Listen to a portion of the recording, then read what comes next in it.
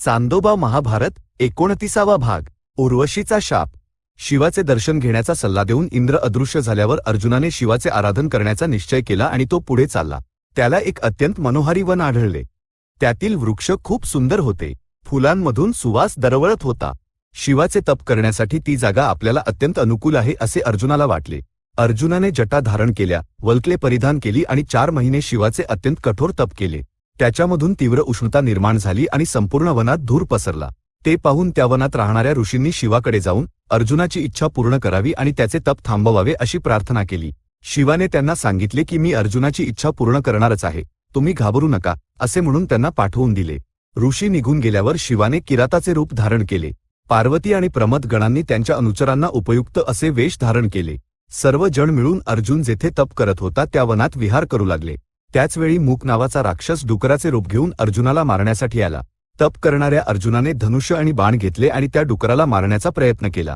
इतक्यात किराताच्या रूपात असलेल्या शिवाने अर्जुनाला म्हटले, अरे, त्या डुकराला मी मारतो, तू मारू नकोस.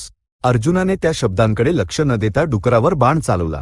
किरातानेही त्यावर आपले बाण चालवले. दोघांचेही बाण लागल्यामुळे तो राक्षस आपल्या मूळ रूपात प्रकट होऊन मरून पडला. तेव्हा अर्जुन किराताला म्हणाला, कोण आहेस तू? या निर्जन वनात स्त्रीला सोबत घेऊन का फिरत आहेस? मला मारण्यासाठी आलेल्या या राक्षसाला मी मारत असताना माझ्याबरोबर तूही बाण का चालवलेस? हा पारध्याचा धर्म नव्हे. असे केल्याबद्दल मी तुला मारून टाकीन. किरातवेषातील शिव अर्जुनाच्या बोलण्यावर हसले आणि म्हणाले, मी स्त्रियांना सोबत घेऊन फिरत आहे याने तुला का आक्षेप आहे? हा आमच्या वनवासी लोकांचा धर्म आहे. या निर्जन अरण्यात तू का आहेस? तू दिसायला तर सुसंस्कृत आणि सुकुमार वाटतोस. या डुकराचे म्हणतोस? त्याला आधी मी मारले आहे. मी मारलेल्या डुकरालाच तू मारलेस. बल असल्याच्या गर्वामुळे तू माझ्यात दोष काढत आहेस. जर इतका बलवान असशील तर माझ्याशी युद्ध करायला ये. अशा प्रकारे त्यांनी अर्जुनाला चिथावले. अर्जुन संतप्त झाला आणि त्याने किरातावर एकापाठोपाठ एक बाण चालवले. परंतु किराताने त्यांच्याकडे लक्ष न देता म्हटले, हे कसले बाण आहेत? यापेक्षा चांगले बाण नाहीत का तुझ्याकडे? यापेक्षा चांगले युद्ध करता येत नाही का तुला? आपल्या अमोघ अस्त्रांची फिकीर न करणारा हा किरात मायावी वेशातील कोणीतरी थोर पुरुष असला पाहिजे असा अर्जुनाला संशय आला. हा सामान्य किरात असता तर केव्हाच निघून गेला असता. तरीही अर्जुनाने मागे न हटता किरातावर बाणांचा वर्षाव केला. थोड्याच वेळात त्याचे अक्षय भाते रिकामे झाले. अग्निदेवाने दिलेले अक्षय भाते रिकामे झाल्यामुळे अर्जुनाचा संशय आणखी वाढला. असे असूनही तो मागे हटला नाही आणि त्याने आपल्या गांडीवाच्या टोकाने किराताला भोसकून मारण्याचा प्रयत्न केला. दुसऱ्याच क्षणी गांडीव गायब झाले. त्याकडेही लक्ष न देता अर्जुनाने तलवार उपसली आणि त्याने किरातावर प्रहार केला. तलवार तुकडे तुकडे होऊन खाली पडली. अर्जुन आता निशस्त्र झाला होता. त्याने किरातावर झाडांच्या फांद्या फेकल्या, दगड मारले. अर्जुनाने काहीही प्रयुक्त केले तरी किरात मात्र अजिबात विचलित झाला नाही. तेव्हा अर्जुन किरातावर धावून गेला आणि मुठींनी प्रहार करू लागला. किरातानेही अर्जुनाला मुठींनी मारले. किराताच्या प्रहारामुळे अर्जुन बेशुद्ध झाला. त्याला शुद्ध आल्यावर तो उठला. त्याने स्नान केले, मातीच्या शिवलिंगावर फुलांचा गुच्छ ठेवला, थोडा वेळ ध्यान केले आणि उठून किराताकडे पाहिले. तोच शिवलिंगावर ठेवलेला फुलांचा गुच्छ किराताच्या मस्तकावर दिसला. हे पाहताच अर्जुनाला प्रथम आश्चर्य वाटले आणि त्यानंतर अत्यंत आनंद झाला. आपण एवढा वेळ ज्याच्याशी युद्ध करत होतो तो साक्षात शिवच आहे हे ओळखून अर्जुनाने साष्टांग नमस्कार केला आणि स्तुती केली. तेव्हा शिवाने त्याच्या भक्तीची प्रशंसा केली आणि म्हटले, अर्जुना, तुझ्यासारखा वीर तिन्ही लोकांत दुसरा कोणी नाही. मी तुझ्या भक्तीवर प्रसन्न आहे. तेजामध्ये तू माझ्या इतकाच आहेस. मी तुला माझे दिव्य अस्त्र देईन. तू त्याचा प्रयोग करण्यास आणि ते परत घेण्यास पूर्णपणे योग्य आहेस. त्याच्या महिमेने तू शत्रूंवर विजय मिळवशील असे सांगून शिवाने अर्जुनाला दर्शन दिले. अर्जुन शिवाच्या चरणांवर पडला आणि त्याने आपल्या अज्ञानाची क्षमा मागितली. शिवाने अर्जुनाला मिठी मारली, त्याचा हात धरला आणि म्हटले, अर्जुना, पूर्वजन्मात तू नर नावाचा ऋषी होतास. अनेक हजार वर्षे तू आणि नारायण नावाच्या ऋषीने बदरिकाश्रमात तप केले होते. तुम्हा दोघांनी अनेक दुष्ट राक्षसांचा वध करून देवेंद्राचे पद आणि अधिकार टिकवून ठेवले होते. त्यावेळी तुझ्याकडे जे धनुष्य होते तेच आता पुन्हा तुझ्याकडे आहे. माझ्या मायेनेच तुझे गांडीव आणि अक्षय भाते गायब झाले होते. तुझ्या काय इच्छा आहेत सांग, मी त्या पूर्ण करीन. महेश्वरा, माझे भीष्म, द्रोण, कर्ण आणि दुर्योधन यांच्याशी युद्ध होणार आहे. त्या महावीरांवर विजय मिळवण्यासाठी मला पाशुपतास्त्र आणि ब्रह्मशिरो नामक अस्त्र हवे आहे. ती मला अनुग्रहित करावीत असे अर्जुन म्हणाला. शिवाने अर्जुनाला मंत्राचा पाशुपतास्त्राचा प्रयोग आणि त्याचा उपसंहार कसा करावा हे सांगितले. गांडीव आणि अक्षय भाते त्याला परत मिळाले. शिव पार्वतीचा अंतर्धान पावले. अर्जुनाला आपल्यात अपार शक्ती आल्यासारखे वाटले. त्याला अपूर्व पाशुपतास्त्र मिळाले होते. ईश्वराचे दर्शन झाले होते. ईश्वराच्या स्पर्शाने त्याचे शरीर पवित्र झाले होते. तेवढ्यात लोकपाल इंद्र, यम, वरुण आणि कुबेर आपल्या पत्नींसह अर्जुन असलेल्या जागी आले आणि त्यांनी आपापली अस्त्रे त्याला दिली. इंद्राने मात्र अर्जुनाला स्वर्गात येण्याचे आमंत्रण दिले आणि तिथे त्याला दिव्य अस्त्रे देईन असे सांगितले. काही वेळानंतर अर्जुनासाठी इंद्राचा रथ आला. त्याचा सारथी असलेल्या मातलीने म्हटले, इंद्राने तुझ्यासाठी हा रथ पाठवला आहे. ते देव, गंधर्व, ऋषी आणि अप्सरांचा दरबार भरवून तुझ्या आगमनाची वाट पाहत आहेत. इंद्राच्या रथात बसणे दूरच, आपल्याला त्याला स्पर्श करण्याची तरी पात्रता आहे का असे अर्जुनाला वाटले. तरीही इंद्राची आज्ञा असल्यामुळे बसण्याच्या इच्छेने त्याने प्रथम मातलीला बसण्यास सांगितले आणि त्यानंतर तो स्वतः रथात बसला. रथ आकाशात झेपावला आणि सिद्धांच्या मार्गाने जाऊ लागला. वाटेत अर्जुनाला दिसणाऱ्या विमानांमध्ये जेव्हा स्वयंप्रकाशी राजर्षी, युद्धांमध्ये विरगती प्राप्त झालेले शूरवीर, सिद्ध, गंधर्व आणि अप्सरांचे समूह दिसले, तेव्हा मातलीने ते कोण कोण आहेत हे त्याला सविस्तर सांगितले. काही वेळात अर्जुनाला अमरावती नगरी काही अंतरावर दिसू लागली. तिच्या बाहेरील दारावर एक उंच गोपूर होते. ते पाहताच अर्जुनाला परमानंद झाला. नगरीच्या आत नंदनवनात अप्सरा विहार करत होत्या.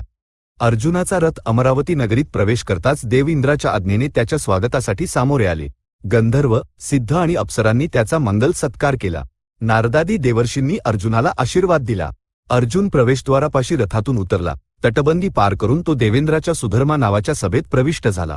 तिथे देवेंद्र भरलेल्या दरबारात विराजमान होते. त्यांच्या भोवती गंधर्व स्तुतिपाठ करत होते. वेदघोष ऐकू येत होता. सिद्ध, चारण, मरुत, विश्वेदेव, अश्विनीकुमार, आदित्य, वसु, रुद्र, ब्रह्मर्षी आणि राजर्षी उपस्थित होते. इंद्रावर पांढरे छत्र धरलेले होते. त्यांना चामरे ढाळली जात होती. अर्जुनाने इंद्राजवळ जाऊन प्रणाम केला. इंद्राने त्याला मिठी मारून उठवले आणि आपल्या सिंहासनावर आपल्या शेजारीच बसवून घेतले. ते आपल्या पुत्राकडे, अर्जुनाकडे वारंवार पाहत अत्यंत हर्षित झाले. नारदाने वीणा वाजवली, तुंबुरूने गायन केले, अप्सरांनी नृत्य केले. त्यानंतर देवांनी इंद्राच्या आज्ञेने अर्जुनाला अर्घ्य आणि पाद्य दिले आणि त्याला एका सुंदर निवासस्थानी घेऊन गेले. अर्जुन स्वर्गात दीर्घकाळ राहिला आणि त्याने देवस्त्रांचे प्रयोग व उपसंहार पूर्णपणे आत्मसात केले. त्यावेळी इंद्राने चित्रसेन नावाच्या गंधर्वाकडून अर्जुनाला देवांचे संगीत आणि नृत्य शिकवले. अर्जुन स्वर्गात असला तरी वनात निवास करणाऱ्या आपल्या माणसांची आणि आपल्यापासून दूर झालेल्या मातेची आठवण येऊन त्याचे मन अत्यंत दुःखी होत असे. अर्जुनाचे उर्वशीवर मन जडले आहे असा इंद्राचा गैरसमज झाला आणि त्यांनी चित्रसेनला बोलावून म्हटले, अर्जुनाची इच्छा पूर्ण कर म्हणून उर्वशीला माझा निरोप सांग. त्यानुसार चित्रसेनने उर्वशीला सांगितले. उर्वशीला आधीपासूनच अर्जुनाबद्दल ओढ होती. त्यामुळे तिने इंद्राची आज्ञा पाळण्याचे मान्य केले आणि एका चांदण्या रात्री ती अर्जुनाच्या निवासस्थानी गेली. अद्भुत शृंगार करून, सुवास दरवळत रात्रीच्या वेळी आपल्या निवासस्थानी आलेल्या उर्वशीला पाहून अर्जुन चकित झाला. त्याने भक्तिभावाने तिच्या चरणी वंदन केले आणि विचारले, देवी, तुझ्या आगमनाचे कारण काय? माझ्याकडून काय सेवा हवी आहे? उर्वशीने आपण का आली आहे ते सांगितले. अर्जुनाने हरी हरी म्हणत आपले कान बंद केले आणि म्हटले, माता, तू माझ्यासाठी कुंतीदेवीसारखी आहेस, शचीदेवीसारखी आहेस. तू आमचे मूळ पुरुष पुरुरवा यांची पत्नी आहेस. मी तुला केवळ माता म्हणूनच मानत आहे. त्यावर उर्वशी म्हणाली, अर्जुना, या देवलोकात आमची पद्धत वेगळी आहे. तुमच्या भूलोकात असतात तसे वंशपरंपरागत नातेसंबंध आमच्या इथे नसतात, म्हणून नको ते संशय मनात न ठेवता माझ्यासोबत सुख भोग. अर्जुन तिला म्हणाला, माता, तुम्ही देव आहात, तुम्ही काहीही केले तरी त्यात दोष नाही हे खरे आहे. परंतु मी सामान्य मनुष्य आहे, त्यामुळे तुम्ही करत असलेल्या गोष्टी मी करू शकत नाही. तू माझ्यासाठी मातेसमान आहेस. माझ्याबद्दल इतर भाव न ठेवता मला तुझ्या पुत्रासारखे सांभाळ. इच्छाभंग झाल्यामुळे उर्वशीला अत्यंत क्रोध आला. ती अर्जुनाला म्हणाली, अरे, मी स्त्री आहे, मी स्वतंत्र आहे. मी तुझ्यावर मोहित होऊन आले आणि तू माझा धिक्कार केलास, म्हणूनच मी तुला नपुंसक होण्याचा शाप देते. तू नपुंसक होऊन अंतःपुरात स्त्रियांच्या मध्ये नृत्य आणि गाण्यात आपला काळ घालवशील, असा शाप देऊन ती तरात्रा निघून गेली. अर्जुनाने ती रात्र कशीतरी काढली आणि दुसऱ्या दिवशी चित्रसेन येताच त्याला, रात्री उर्वशी आपल्याकडे येणे, आपण तिच्या इच्छेचा अवेर करणे आणि ती आपल्याला शाप देऊन निघून जाणे याबद्दल सविस्तर सांगितले. हे सर्व चित्रसेनच्या माध्यमातून ऐकून इंद्र अर्जुनाकडे आले आणि म्हणाले, अर्जुना, तू खरोखरच इतका आत्मसंयमी असशील असे मला वाटले नव्हते. इतका आत्मसंयम तर महर्षींमध्येही खूप दुर्मिळ असतो. उर्वशीच्या शापाला घाबरू नकोस. तुम्हा लोकांना 1 वर्ष अज्ञातवास करायचा आहे ना, तेव्हा या शापाचा अनुभव घे. यामुळे तुझे हितच होईल. ते वर्ष संपताच तुझा उर्वशीचा शाप संपून जाईल. या शब्दांनी समाधान पावून अर्जुन चित्रसेनसोबत फिरत स्वर्गात काळ घालवू लागला. चांदोबा महाभारत 29वा भाग संपन्न. सद्य स्वस्ती.